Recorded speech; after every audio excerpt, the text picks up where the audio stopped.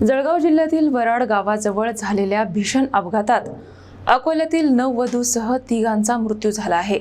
विवाह सोहळ्यानंतर माहेरी परतताना भरधाव वाहनाचं चाक निखळल्याने हा भीषण अपघात घडला असून 6 जण गंभीर जखमी झाले आहेत। अकोला जिल्ह्यातील एका कुटुंबावर दुःखाचा डोंगर कोसळला आहे। नव्या संसाराची स्वप्न डोळ्यात घेऊन माहेरी परतणाऱ्या नववधूचा भीषण अपघातात मृत्यू झाल्याने सर्वत्र हळहळ व्यक्त होत आहे। जळगाव जिल्ह्यातील धरणगाव तालुक्यातील वराड गावाजवळ बुधवारी सकाळी हा भीषण अपघात घडला।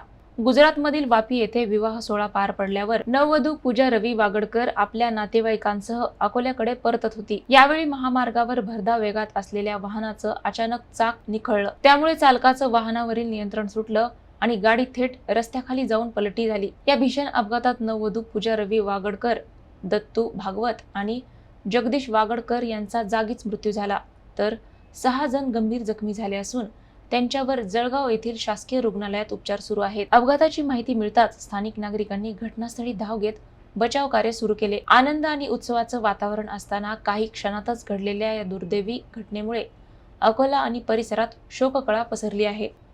वागड़कर, जगदीश वागड़कर, दत्ता भागवत, पूजा दीदी का 26 तारीख को विवाह हुआ। विवाह होने के बाद वो उनकी ससुराल सूरत है, सूरत के लिए वो निकल गए विवाह होके। उधर से वापस आने के लिए जब वो अकोला के लिए निकले तो जलगांव खानदेश में उनका भीषण अपघात हुआ और जिसमें उनकी वो 3 लोगों की हादसे में मौत हो गई।